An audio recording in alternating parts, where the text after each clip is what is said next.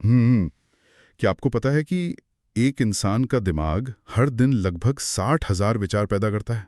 मतलब 60,000। हाँ, और इसमें सबसे चौंकाने वाली बात पता है क्या है? क्या? यही कि इनमें से ज्यादातर विचार वही होते हैं जो हम कल सोच रहे थे। बाप रे।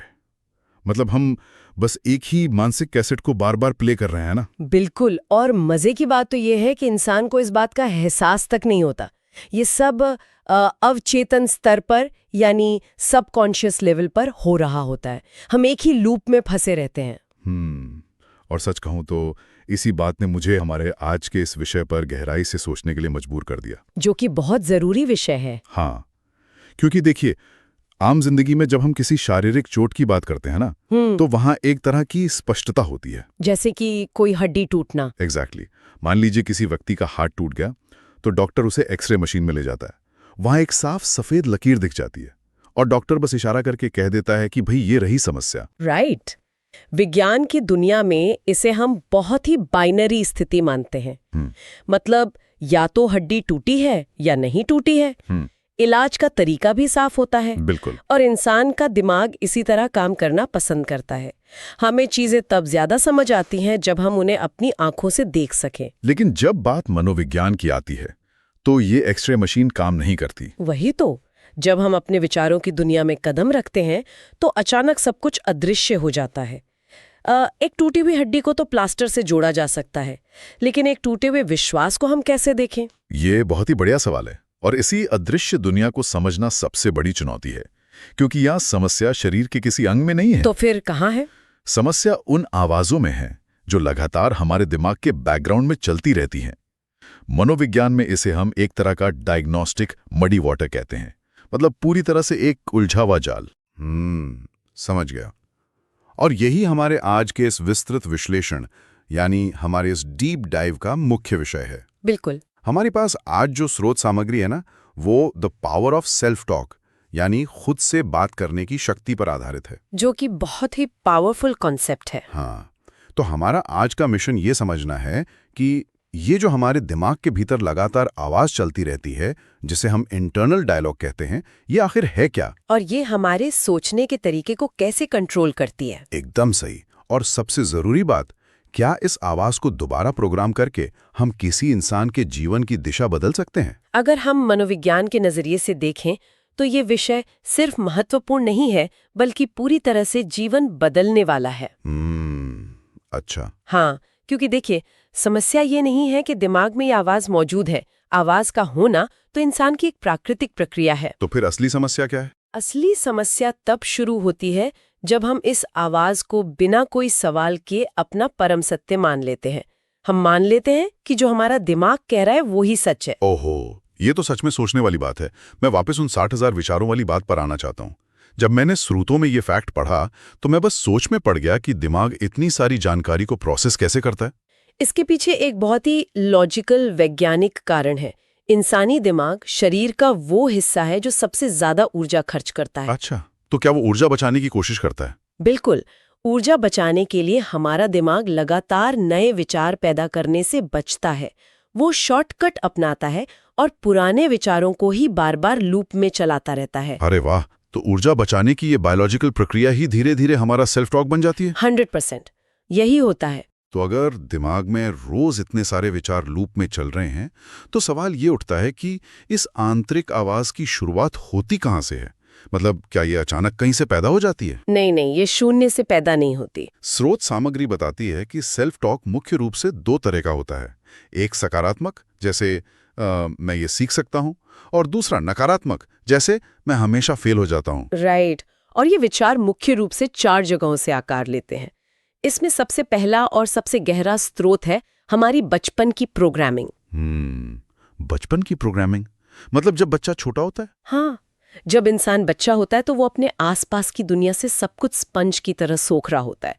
माता पिता की बातें, शिक्षकों के कमेंट्स या छोटे छोटे अनुभव। अगर एक बच्चे को बार बार कहा जाए कि वो किसी काम में कमजोर है, तो वो उसे एक पक्का फैक्ट मान लेता है। यार, ये तो बिल्कुल वैसा ही हुआ ना, जैसे किसी कंप्यूटर में बिना परमिशन के कोई पुराना सॉफ्टवेयर डाल दिया गया हो। बहुत ही सटीक एनालॉजी है ये। क्योंकि जब हम बच्चे होते हैं तो हमारे पास विचारों को फिल्टर करने वाला कोई एंटीवायरस तो होता नहीं है। बिल्कुल नहीं होता। अगर किसी टीचर ने गुस्से में कह दिया कि तुम गणित में बहुत कमजोर हो, तो बच्चे ने उस कोड को अपने मानसिक सिस्टम में सेव कर लिया। हाँ, और फिर 20 साल बाद भी जब कोई नई चुनौती आती है तो बैकग्राउंड में वही पुराना सॉफ्टवेयर रन होने लगता है कि मुझसे ये नहीं होगा। उफ, ये कंप्यूटर वाला उदाहरण इसे बहुत अच्छे से समझाता है। और मजे की बात यह है कि ये प्रोग्रामिंग सिर्फ बचपन पर खत्म नहीं होती। जब इंसान बड़ा होता है तो उसका पिछला अनुभव इस सेल्फ टॉक का दूसरा सबसे बड़ा स्रोत बन जाता है। पिछले अनुभव से आपका मतलब है कि कोई असफलता? हाँ, मान लीजिए किसी को एक बिजनेस में या किसी परीक्षा में असफलता मिली, तो वो व्यक्ति उस एक घटना को अपनी पूरी पहचान से जोड़ लेता है। एक मिनट, मतलब एक बार फेल होने का मतलब ये मान लेना कि इंसान ही पूरी तरह से फेलियर है? सिर्फ एक दो गलतियों पर ऐसा सोचना तो बहुत बड़ी ज्यादती है ना? लेकिन मनोविज्ञान में इसे जनरलाइजेशन कहते हैं। और फिर इसमें तीसरा स्रोत भी आ जुड़ता है, समाज का प्रभाव। ओहो, समाज, तुलना और आलोचना। बिल्कुल, समाज लगातार लोगों की एक दूसरे से तुलना करता है। ये दबाव कि ये काम बहुत मुश्किल है इंसान के अंदर एक गहरी इनसिक्योरिटी पैदा कर देता है। और ये तीनों स्रोत, बचपन, अनुभव और समाज, यही मिलकर चौथे स्रोत को बनाते होंगे, जिसे स्रोतों में दोहराए जाने वाले विचार कहा गया है। एग्जैक्टली, यही वो पॉइंट है जहां न्यूरोलॉजी अपना खेल शुरू करती है। अच्छा, वो कैसे? जब इन तीन जगहों से कोई नकारात्मक विचार आता है और हम उसे बार बार सोचते हैं, तो दिमाग के न्यूरॉन्स एक साथ फायर होते हैं। वो आपस में मजबूती से जुड़ जाते हैं। मतलब रास्ते पक्के हो जाते हैं? हाँ, धीरे धीरे ये सिर्फ एक विचार नहीं रहता, ये व्यक्ति का विश्वास बन जाता है।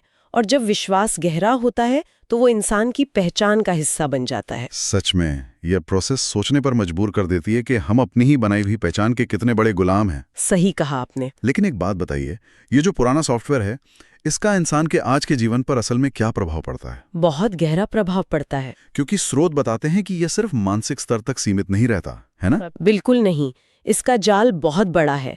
मानसिक स्तर पर ये ओवर थिंकिंग को जन्म देता है। इंसान हमेशा एंजाइटी और खुद पर शक में घिरा रहता है, जिसे हम सेल्फ डाउट कहते हैं। हाँ, वो सही फैसले नहीं ले पाता और इसका सीधा असर उसके व्यवहार पर पड़ता है। इंसान टालमटोल करने लगता है क्योंकि उसे एक्शन लेने से डर लगता है। और स्रोत सामग्री में इस पूरे बिहेवियर के पीछे एक बहुत ही सॉलिड वैज्ञानिक कारण बताया गया है। एक शब्द है जिसने मेरा ध्यान खींचा, RAS, RAS, reticular activating system. हाँ, ये RAS क्या है और ये हमारी चर्चा से कैसे जुड़ा है? ये RAS इंसान के दिमाग का बहुत ही जरूरी हिस्सा है। आप इसे दिमाग का गेटकीपर समझ सकते हैं। द्वारपाल? हाँ, देखिए, हमारे आसपास हर सेकंड लाखों सूचनाएं होती हैं, आवाजें, रंग, बातें। अगर दिमाग इन सब को एक साथ प्रोसेस करे तो वो क्रैश हो जाएगा। जाहिर सी बात है, सिस्टम ओवरलोड हो जाएगा। बिल्कुल, इसलिए RAS तय करता है कि कौन सी सूचना जरूरी है और किसे फिल्टर करके हटाना है। लेकिन ये गेटकीपर तय कैसे करता है कि क्या जरूरी है? ये पूरी तरह से हमारे सेल्फ टॉक से तय होता है। अच्छा। हाँ, RAS केवल उन्हीं चीजों को हाईलाइट करता है जिन्हें हम बार बार सोचते हैं।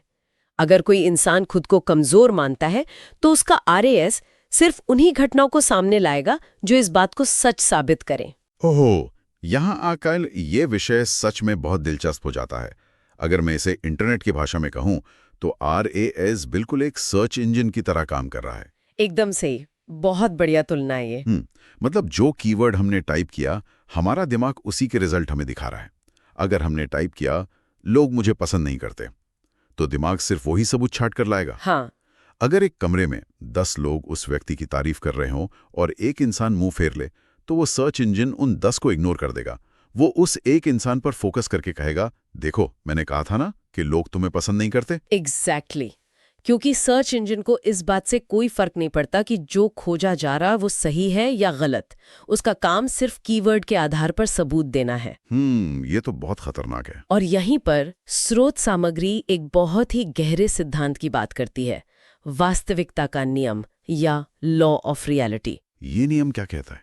ये कहता है कि हम दुनिया को वैसे नहीं देखते जैसी वो है, बल्कि वैसे देखते हैं जैसे हमारे विचार हैं। बाप रे, ये तो बहुत गहरी बात है। मतलब दुनिया सबके लिए एक जैसी है, बस हमारे दिमाग के चश्मे का रंग अलग अलग है। यही कारण है कि दो लोग एक ही परिस्थिति में बिल्कुल अलग व्यवहार करते हैं। हाँ, कैसे? कोई उदाहरण है इसका?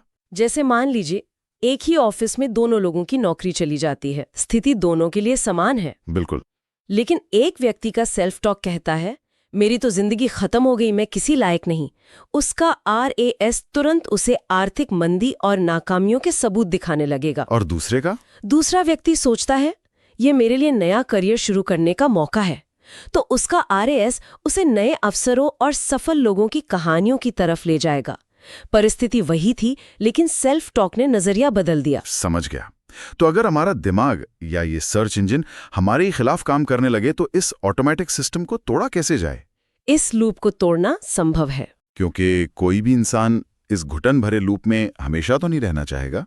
स्रोत सामग्री में इस सेल्फ टॉक को रीप्रोग्राम करने के 5 कदम बताए गए हैं। हाँ, और ये कदम रातों रात असर नहीं करते, लेकिन इनसे दिमाग को नई दिशा जरूर मिलती है। तो पहला कदम क्या है? पहला कदम है अवेयरनेस, यानी जागरूकता। किसी भी इंसान को सबसे पहले ये पहचानना होगा कि वो खुद से क्या कह रहा है। मतलब पहले ये मानना कि हाँ, मैं खुद को एक फेलियर बोल रहा हूँ। जब तक हम कीवर्ड पहचानेंगे नहीं, बदलेंगे कैसे? बिल्कुल सही। और दूसरा कदम है स्टॉप। जैसे ही कोई नकारात्मक विचार आए उसे तुरंत रोकना। पॉज लेना। हाँ, अमूमन लोग तुरंत रिएक्ट करते हैं और डर जाते हैं। इस कदम का मतलब है बिना रिएक्ट किए बस उस विचार को एक बाहरी व्यक्ति की तरह ऑब्जर्व करना। और फिर आता है तीसरा कदम, जिसे स्रोतों में रिप्लेस या कॉग्निटिव सब्स्टिट्यूशन कहा गया है। राइट। यानी पुरानी नकारात्मक भाषा को नई भाषा से बदलना। जैसे मैं बेकार हूं की जगह ये कहना कि मैं अभी सीख रहा हूं। विज्ञान के नजरिए से ये दिमाग को नई दिशा देने की शुरुआत है। लेकिन एक्सपर्ट जी, यहाँ मुझे एक बहुत बड़ा संदेह है। पूछिए। क्या मैं बेकार हूं की जगह अचानक मैं सीख रहा हूं कहना सिर्फ खुद को झूठी तसल्ली देना नहीं हुआ? मेरा मतलब है, क्या ये सिर्फ फेक पॉजिटिविटी नहीं है? ये सवाल बहुत लोग पूछते हैं। क्योंकि हम अपने ही दिमाग को सिर्फ कुछ अच्छे शब्द बोलकर बेवकूफ कैसे बना सकते हैं जब अंदर से हमें पता है कि हम फेल हुए हैं? बहुत ही लॉजिकल सवाल है ये, और अक्सर लोग यहीं आकर हार मान लेते हैं।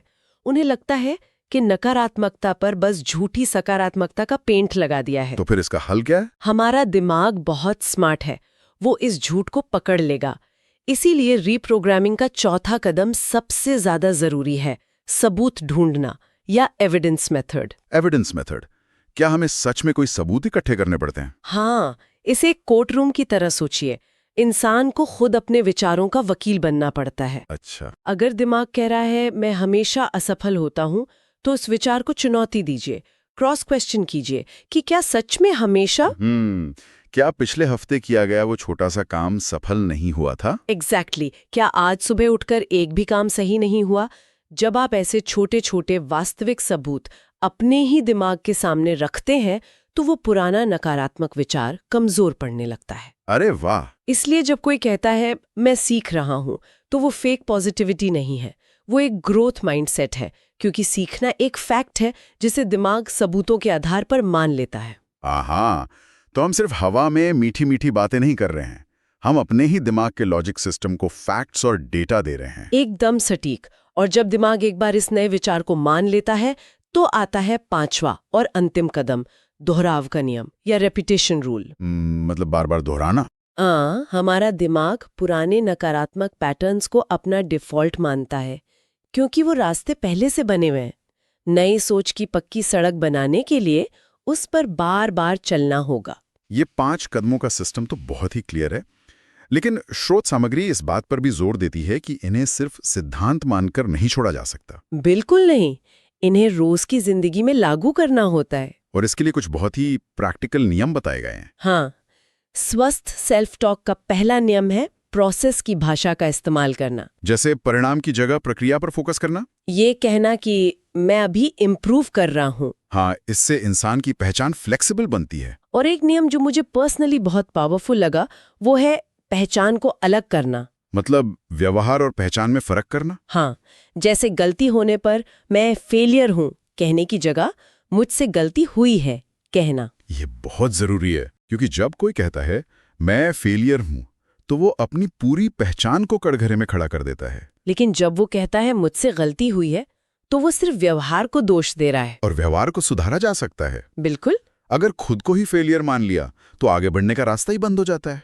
इस भाषाई बदलाव से ना न्यूरोलॉजिकल स्तर पर इंसान का तनाव बहुत कम हो जाता है। और इसी से जुड़ा एक और नियम है, खुद से एक मेंटर की तरह बात करना। ये बहुत दिलचस्प है। जरा सोचिए, अगर आपके किसी करीबी दोस्त से कोई बड़ी गलती हो जाए, तो क्या आप उससे कहेंगे कि तुम तो बेवकूफ हो, तुमसे कुछ नहीं होगा? बिल्कुल नहीं। हम तो कहेंगे कोई बात नहीं यार, गलतियां होती हैं, हम मिलकर हल निकाल लेंगे। हम दोस्तों के साथ बहुत दयालु होते हैं। तो फिर सबसे बड़ा सवाल ये है कि जब बात खुद की आती है तो इंसान इतना कठोर आलोचक क्यों बन जाता है? सही बात है। श्रोत कहते हैं कि हमें खुद से वैसे ही बात करनी चाहिए जैसे कोई अच्छा मेंटर अपने छात्र से करता है, करुणा और धैर्य के साथ। ये सच में दिल को छू लेने वाली बात है, और इसे दिनचर्या में ढालने के लिए स्रोतों में एक पूरा डेली रूटीन भी है। हाँ, जैसे सुबह की शुरुआत ये सोचकर करना कि आज का दिन कैसा भी हो, मैं शांत और फोकस्ड रहूंगा। और जब दिन में संघर्ष का समय आए तो खुद को याद दिलाना कि ये मुश्किल थी अस्थायी है। और अगर असफलता मिले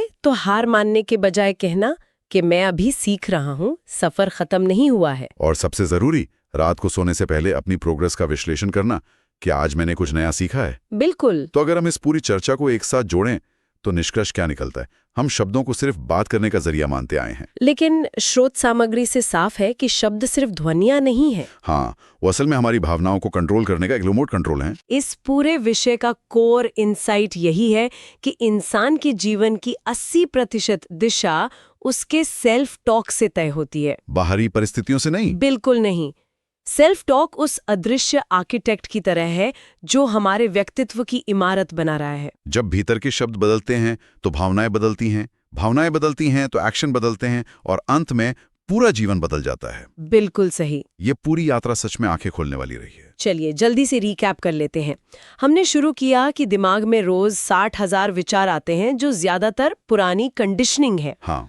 फिर हमने देखा कि कैसे RAS सिस्टम एक सर्च इंजन की तरह हमारे नकारात्मक डरों को सच साबित करता है। और फिर हमने रीप्रोग्रामिंग के 5 कदम देखे। अवेयरनेस, रोकना, रिप्लेस करना, एविडेंस मेथड से चुनौती देना और बार बार दोहराना। इन कदमों से हम अपनी आंतरिक आवाज को बदल सकते हैं। और ये कोई जादू नहीं है, ये एक प्रमाणित मनोवैज्ञानिक प्रक्रिया है। बिल्कुल। तो आज के इस डीप डाइव को समाप्त करने से पहले मैं चाहता हूं कि लोग एक गहरे विचार पर गौर करें। वो क्या? जरा सोचिए, अगर किसी इंसान की 80% जिंदगी उसकी आंतरिक आवाज से ही तय होती है और उसके रोज के उन 60,000 विचारों में से ज्यादातर सिर्फ घिसे पिटे विचारों का दोहराव हैं, तो क्या होगा अगर हम इस पुराने कैसेट को रोक दें? अगर हम उस अपार मानसिक ऊर्जा को आत्मा आलोचना में बर्बाद करने के बजाय पूरी तरह से नए विचारों के लिए इस्तेमाल करें, तो क्या एक इंसान के सीखने और कुछ नया कर गुजरने की कोई सीमा बचेगी? शायद कोई सीमा नहीं बचेगी। हमने शुरुआत में एक्सरे मशीन की बात की थी, जो दिमाग के अंदर की उथल-पुथल नहीं दिखा पाती। लेकिन शायद उस एक्सरे मशीन की जरूरत ही नहीं है। सही बात है। क्योंकि जो विचार हमारे दिमाग में चल रहे हैं उन्हें देखा तो नहीं जा सकता, लेकिन उन्हें दोबारा लिखा जरूर जा सकता है। अगली बार जब दिमाग के भीतर कोई आवाज गूंजे तो बस एक पल रुक कर पूछिएगा, क्या ये आवाज एक सच्चे मेंटर की है या सिर्फ वो पुराना सॉफ्टवेयर चल रहा है?